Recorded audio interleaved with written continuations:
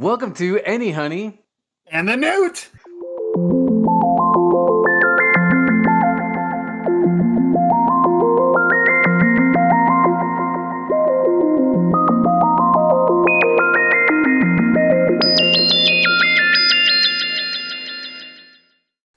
So in this season, we're talking about love and relationships, and we've talked about it from the aspect of players loving basketball and fans loving basketball and players having relationships with their teammates and with organizations.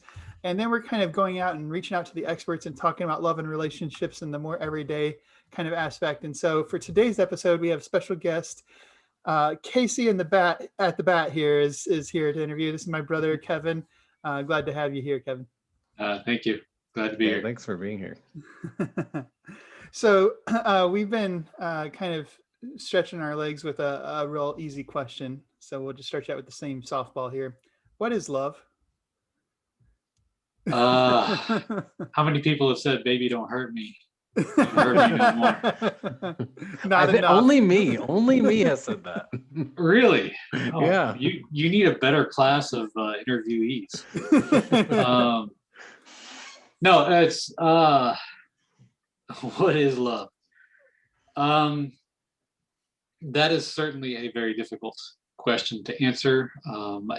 Clearly, it's going to be different for everybody. So for me, love is a commitment to doing whatever you can to advance the life of somebody that is special to you, that has special connection to you, that it improves your life for their life to be improved. Mm-hmm.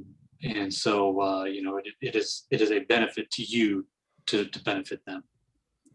That's interesting. Do you think that it can ever be the case that you could express love or the way that you're explaining love, it's not really an emotional component, it's more of a relationship and activity.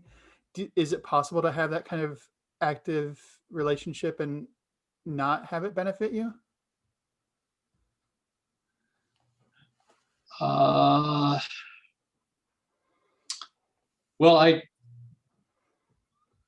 think the reason that I say it that way, the benefiting you, it's not that it provides something for you, does something for you. It is just inherent that you feel better knowing that somebody else's life is better, or that you've done something for them. So, when I say a benefit to you, I don't mean that it's, an exchange of some sort exactly. So, I think you certainly can love somebody, and do things for them and be happy for them in their life, even if really they don't care about you at all. It is possible for it to be entirely a one-way relationship, but it does still feed back to you, just because of how you feel about them, or the relationship that you have with them, or your thoughts about them.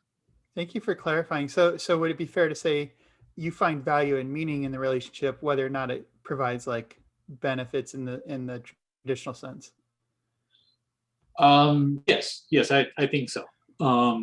It may not always feel like it, but it's, that for me, feelings, and I'm sure this will come up a lot through this interview. Feelings are temporary. They're passing. Love is not. And so I don't associate the word feeling with love. I mean, they're not tied together. And so it may not feel always that great to have that relationship. You may not feel that benefit, but upon reflection, even if you haven't enjoyed doing something, it hasn't brought you immediate reward. You think back, you're like, I'm glad I did that. I'm glad I could help out in some way, or something to that effect. Later down the road, you may have a different feeling or different feedback from what you experienced in the moment. One thing that your kind of characterization of love opens up to nicely, I think, from a philosophical point of view, is you can apply that concept of love in a lot of different kinds of relationships, right? We sometimes start off these conversations and it's very heavily focused on like a romantic partner.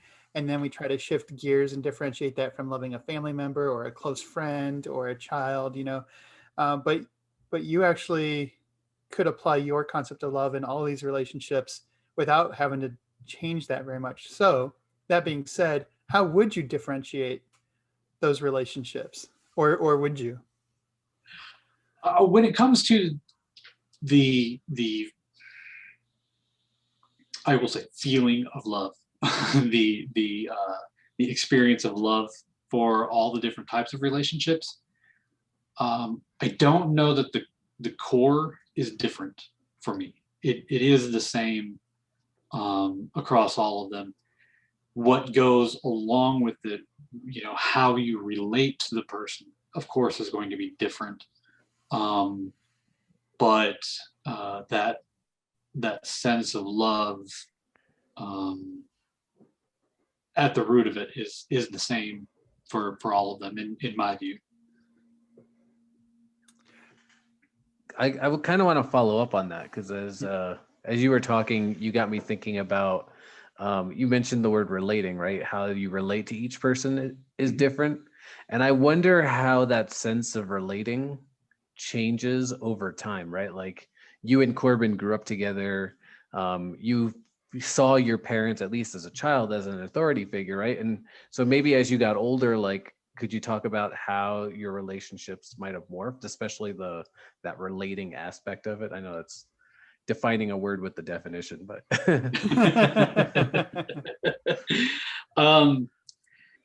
I think your relationship with everyone is going to change based on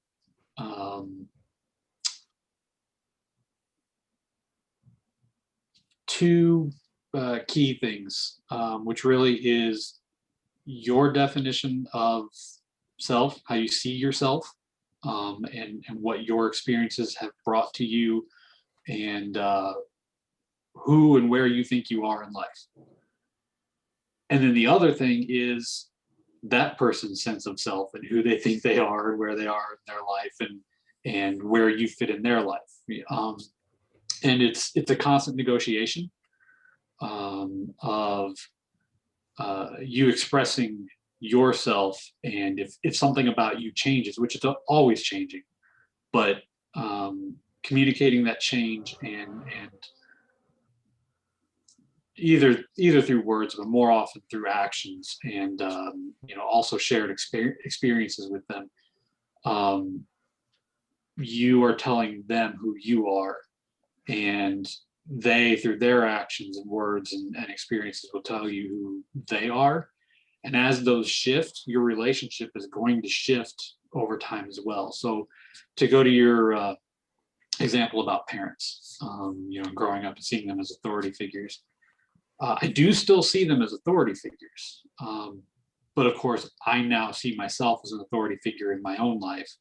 And at this point, a greater authority in my own life than they are.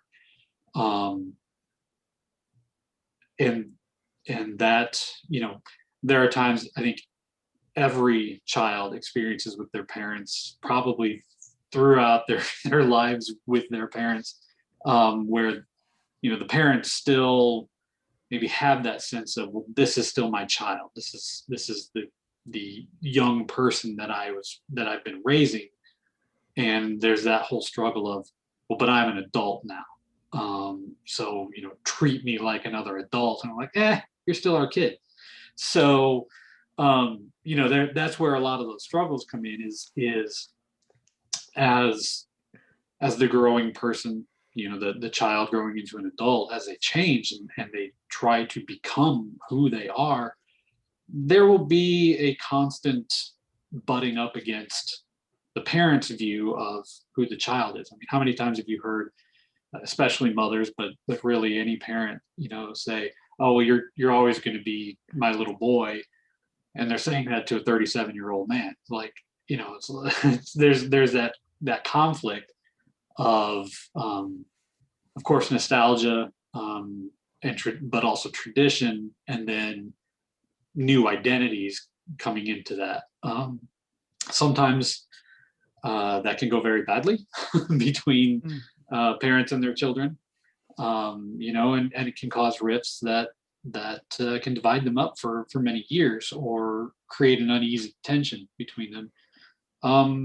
Or sometimes the parents are very good at incorporating who their child says that they have become, and are able to adjust their stance, their positioning toward this person, and say, yes, I do recognize you as an adult, despite all the memories I have of you not as an adult.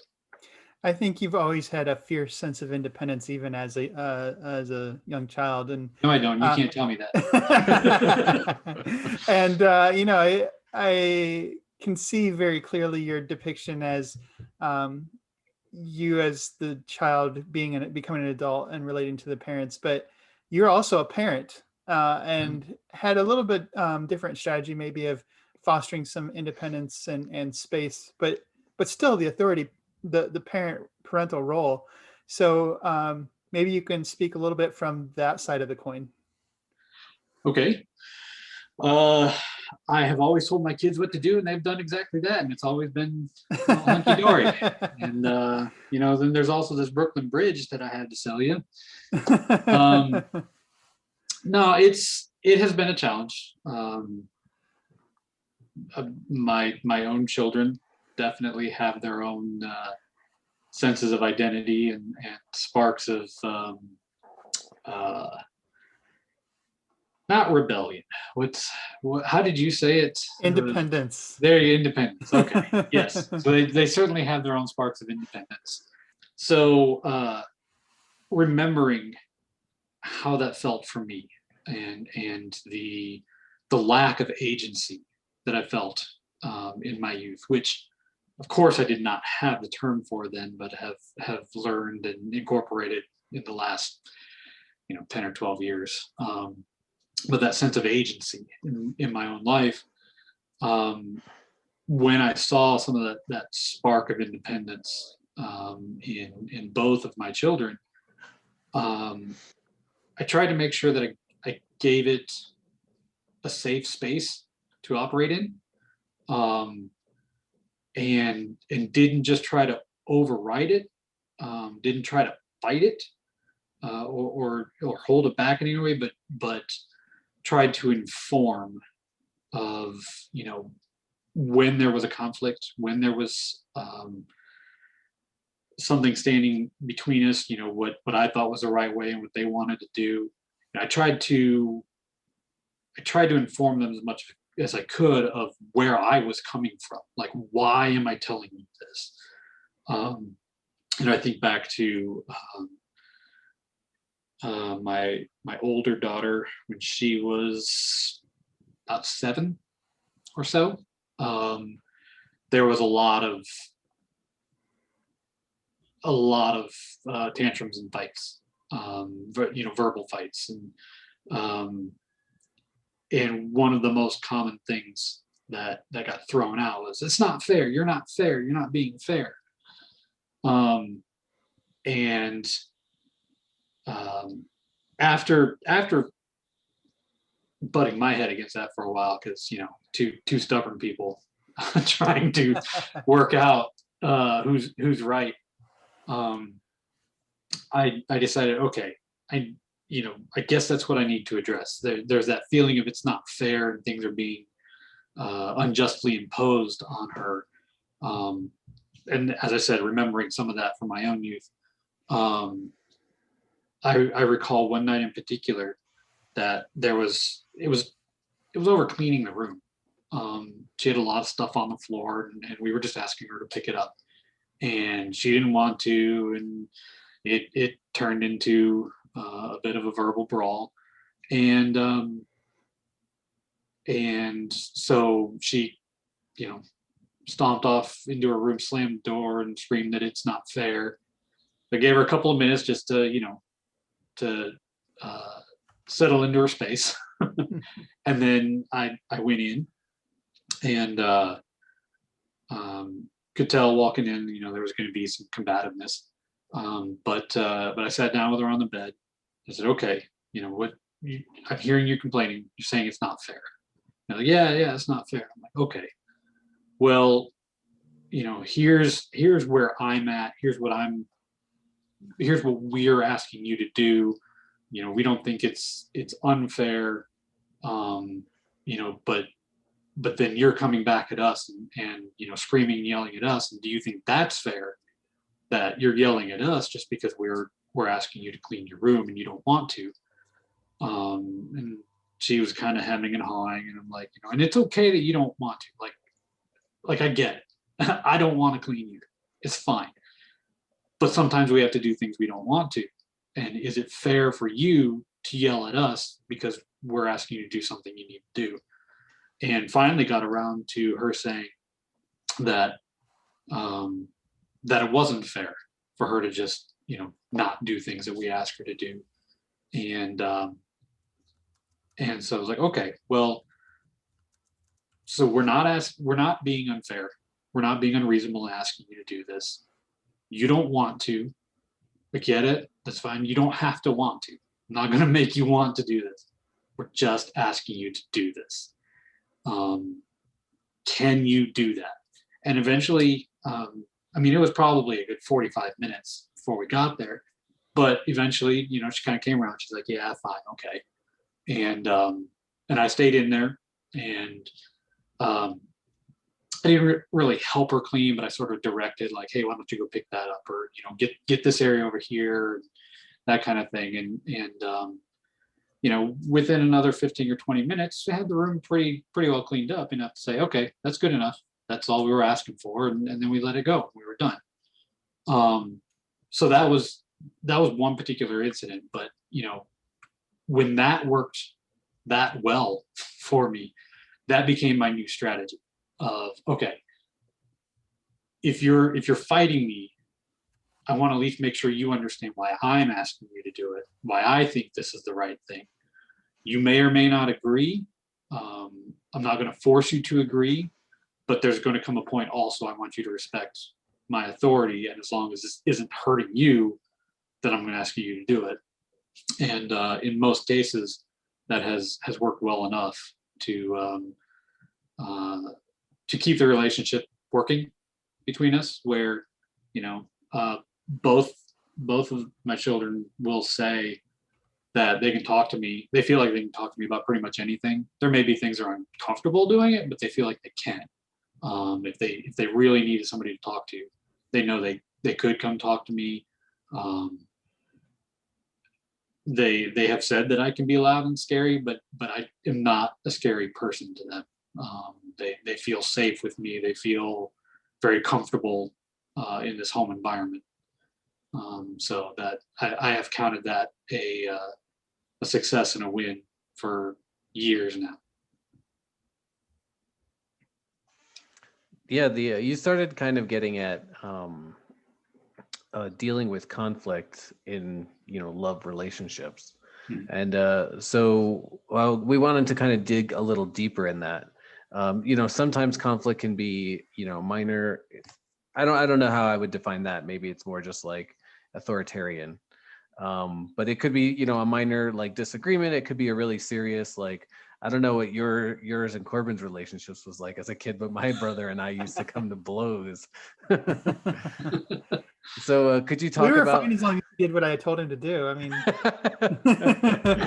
but was he allowed to do it his way? No. No, I did it Corbin's way, and then I did it better than him. And yeah, that's true. That was how I paid him back. Comeuppance.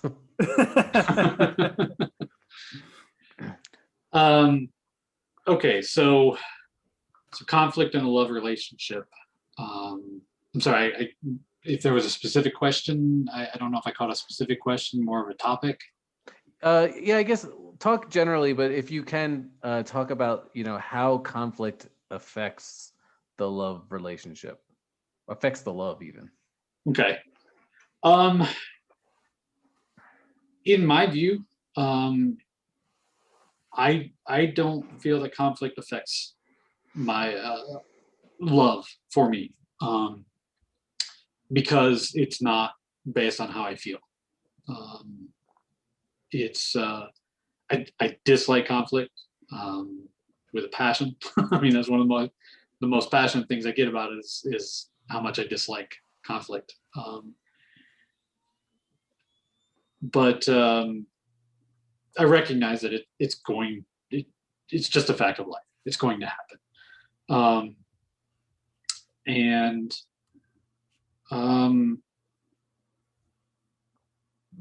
in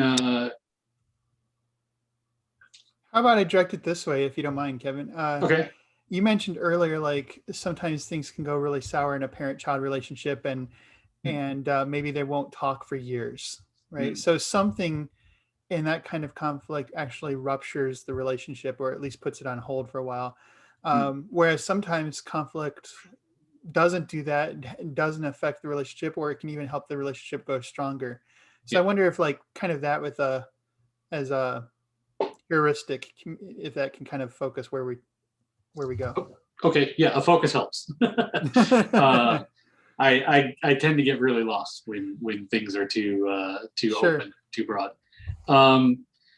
Right. So when we're talking about conflict causing a rift between people, I think that definitely can interfere with the relationship, and a lot of that in what I've seen. So what I believe, which I recognize is not universal, but what I've seen, what I've observed is that a lot of it comes back to the feelings people have about it, and when they think about this person, say a parent that they've had a rift with, that what comes back to them is their anger, their frustration, or their hurt, because they don't feel like uh, they're being respected, or it's fair, or whatever causes the actual conflict.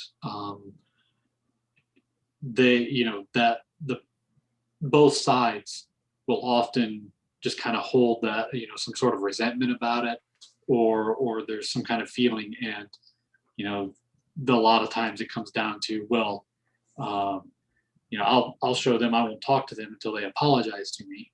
And then because both sides are feeling like that, both sides are waiting for an apology for years and years, and sometimes it never comes, and it never heals. And I think it's because people get wound up in, I feel wronged and they need to do something to make me feel right again. I don't think that it actually changes the love. I think deep down somewhere there is that love, and that's why a lot of those relationships can heal years and years later, is because it has that foundation that it can come back to. And ultimately, you care about this person. You may be angry with them. They may have hurt you, but you do care about them. You remember that you cared before, and that is probably still somewhere in there, that you want what's good for them. It's just kind of blocked by you want what's good for you, and they have stood in the way of that. And so, if it was possible to help kind of break down those, I've been wronged and I need compensation of some kind for that.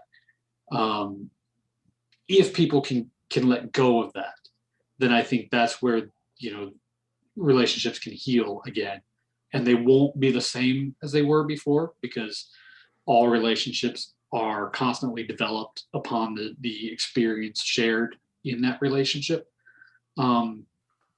But it doesn't have to be over. The conflict doesn't have to end it, even if it has caused a disruption and a pause in the time spent together, it can move beyond that and redefine where it's going to go in the future. So this has been a conversation very heavily focused on interpersonal relationships, which was by design. But sometimes we use the word love either in a more metaphorical sense or in a more general abstract sense. So some cases like, I love ice cream, I love basketball, I love humanity, or love for the stranger, the other that we don't really have a name or a face for, just general like kindness or something like that. Do you think that your expression of, or your definition of love captures what we mean, or can be stretched to those uses, or is this just a different use of a word that sounds the same but means something different? Well, in the examples you gave, there's actually both. I would say most, trying to narrow down to the one that sticks in my mind is the idea of love for humanity, love for the other, love for other people. In the one sense, I kind of say, well, that's not a real thing, but it is. It doesn't. Every person has a relationship with people, the populace, the humanity on earth. There's some kind of relationship there. Now, it may not be a good one. They may hate people and want to stay away from them, but that is a kind of relationship. So I think there definitely can be my definition of love in that. It is that idea of, I want to see humanity succeed. I want to see the world get better. I want life to improve for all people. I mean, that is a real thing. That is a real desire, and a positive one, if you feel that. And that's fine. Now, when it comes to, I love ice cream, or I love basketball, or I love whatever. To me, that's, I wouldn't classify that as love. That is a not necessarily gonna say misuse, but it's you like it, but like is not a strong enough word for it. So people are like, well, then I'm gonna go love, because it's just that step beyond, I wonder if we could almost draw a distinction, like the same phrase, I love basketball, can be said in two different ways. And in one way could be kind of what you're describing here. I like it a lot. I get pleasure out of it. And the other one, maybe we can think of something like, I like basketball so much that I want to see what's best for the sport. I want to see it develop it into its like most perfect or most improved state. And so like maybe Ben and Jerry love ice cream in that way, right? They're crafting new levels of ice cream because of their love for what that can mean and be. Whereas I just like ice cream a lot. Yeah, I think that's possible. I think it is very rare that you hear somebody talk about it that way. So of course my general thought is to go to the, gosh, I really love ice cream. And not the, I have a passion about it. I want ice cream to become the best thing that it could ever possibly be, and I want to take it a step further and enhance it. Sure, I think that's certainly possible. But I think it's very, very rare that somebody is actually expressing that idea. Which, to be fair, I think is actually sad. This is a bit off topic, but kind of related. I have a whole bunch of ideas and thoughts about the use of extreme language, and that extreme language has become the norm now, and it's not enough to eat anymore. It's not enough to even say, hey, I love this thing. That's not extreme enough. Now it's, ice cream is everything. Ice cream is life. I was like, whoa, settle down. I mean, do you get what you're expressing? And I mean, my views carry on to say that, the more we talk about that, the more we talk in those words, we are training our brain to think that way. And so it no longer has value or meaning to say, I like ice cream. Like, you might as well not have said anything, because your brain is trained into that. If you're not talking about it like it's life itself, then you're just not on the level of experiencing it. That take is epic. No, I'm just kidding. Yeah.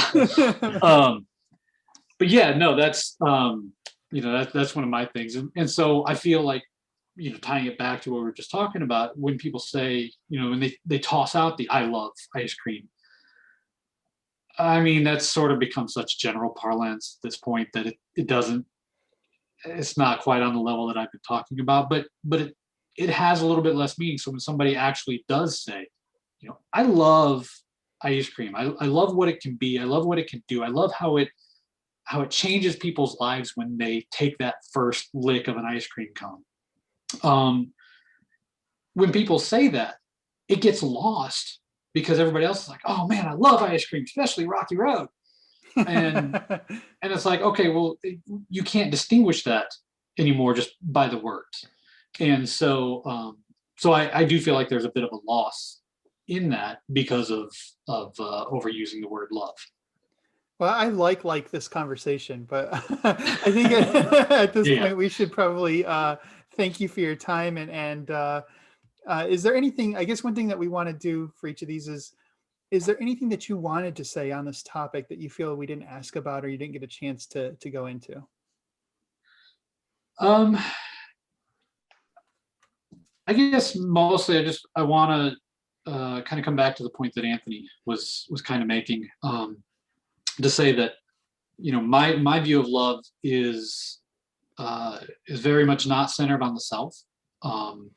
There is the feedback to you. It does make you feel good to see something else good happen for somebody else. But there is that requirement of it being good for somebody else. And so you do things that you don't like because it's for the other person. You'll do things that will wear you down and just frazzle you down to a wire. But you do it because you're not doing it for you. If it was for you, you wouldn't be getting the value back out of it. You'd just be, burning yourself out for nothing. But because you're doing it for the other person, that's why you have that willingness, why you keep going on those kinds of things. And it's not about how you feel about the person in that moment.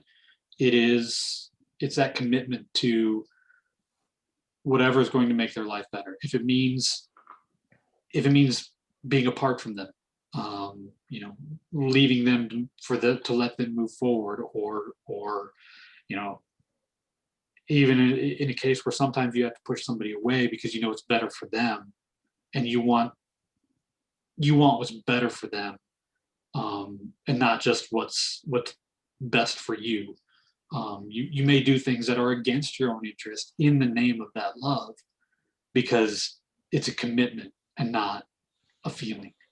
And so that's kind of that selflessness built into it that is what makes love a powerful force, in my view of it. Well, thank you very much for joining us, Casey at the bat. Sure thing.